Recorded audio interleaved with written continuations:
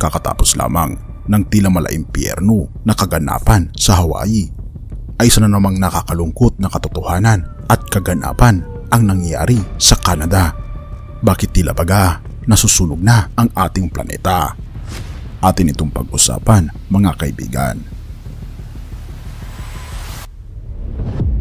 Wala ng kaluwagan para sa mga residente ng Yellowknife sa kabila ng pinakamahusay ng pagsusumikap ng mga lokal na bombero na pigilan ang mga apoy at ang tulong mula sa pamahalaan sa sentro ng Ottawa. Ang sitwasyon ay halos isang labis ng kaso ng pagkakalugmok.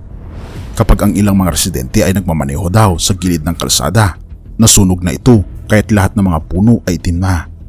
Iniisip ko ito'y linya ng internet o telepono na nasira at ang mga linya ng kuryente ay nahulog at patuloy na nakikita ang mga usok na umaakyat. At hindi rin mas maganda sa British Columbia, sinasabi ng mga opisyal doon na hindi pa rin bumababa ang lakas ng apoy at ang bilang ng mga taong lumilikas ay patuloy na tumataas sa bawat oras. Ang sitwasyon ay labis na lumalala at ang mga numero ay palaging nagbabago. Ngunit sa ngayon, humigit kumulang 30,000 na katao ang nasa order ng evacuation at karagdagang 36,000 na katao ang nasa abiso ng evacuation.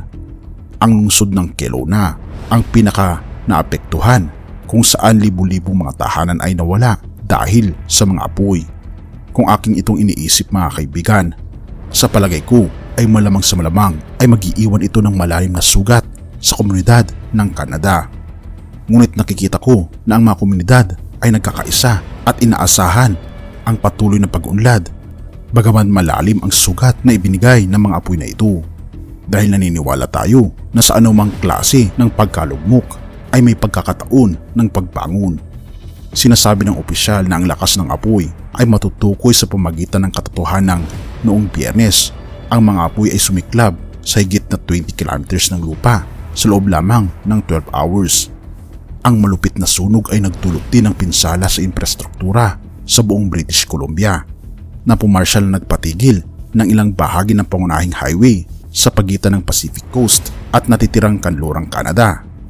Si Prime Minister Justin Trudeau ay nag-utos na ipakalat ang militar ng mga unit at helicopters upang labanan ang mga apoy. Tumukoy rin siya na ang sentral na pamahalaan ay magbibigay ng kinakailangang tulong upang tulungan ang mga lokal na komunidad na makabangon mula sa trahedya. Gayunpaman, sa kasalukuyan, sinasabi ng mga opisyal sa Northern Territories at British Columbia na ang sitwasyon ay malungkot at marami pang ibang maaaring ma-displace bago ang mga apoy ay tuluyang mapigilan. At kung ating mapapansin, mga kaibigan, nakakatakot na ang mga pangyayari sa ating mundo na tila baga sunod-sunod na itong nangyayari. Ang apoy na kumakalat sa buong mundo. Ngunit ito, mga kaibigan, ang binabanggit sa banal na kasulatan na tunay nga na ang ating mundo ay masusunog ng apoy. Malakay 4 verse 1. Darating ang araw na gaya ng isang nagbabagang hurno, tutupukin ang mga palalo at masasama gaya ng dayami at walang matitira sa kanila, sabi ni Yahweh na makapangyarihan sa lahat. Oo, mga kaibigan, ang ating mundo ay masusunog talaga balang araw, kasama ng mga hindi nanampalataya sa ating Panginoong Diyos at kasama ni Satanas. Ngunit nais ng ating Panginoon na tayo ay manumbalik sa Kanya sapagkat siya lamang ang magliligtas sa atin. At ito naman ang pangako ng ating Panginoong Diyos pagkatapos ng apoy sa mga tao na nanampalataya sa ating Panginoong Diyos. Revelations 21 verse 1 to 5. Pagkatapos nito, nakita ko ang isang bagong langit at isang bagong lupa. Wala na ang dating langit at lupa, wala na rin ang dagat. At nakita ko ang banal na lungsod, ang bagong Jerusalem na bumababa mula sa langit buhat sa Diyos, gaya ng isang babaeng ikakasal.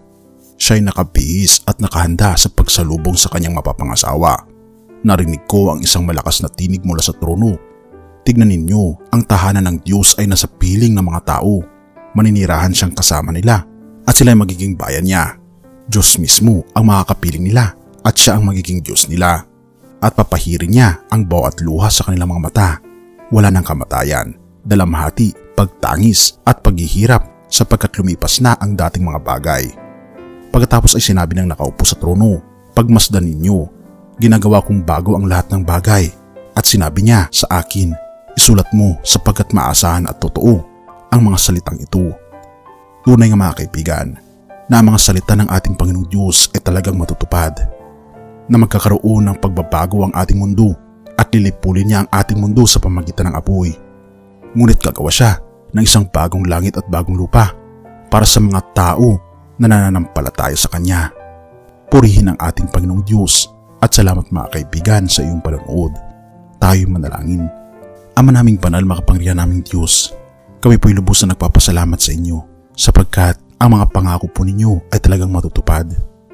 Hinihiling namin Panginoon na patuloy kaming alagaan at protektahan Panginoon at bigyan kami Panginoon ng pag-asa ng buhay na walang hanggan kasama po ninyo sa bagong langit at bagong lupa. Purihin ka o aming Panginoong Diyos at salamat Panginoon sa inyo pong pag-aalaga sa bawat isa. Patawarin po kami sa lahat ng aming pagkukulang at pagkakasala pagkat ito'y aming samot hiling sa matamis na pangalan ng aming Panginoong Hesus. Amen.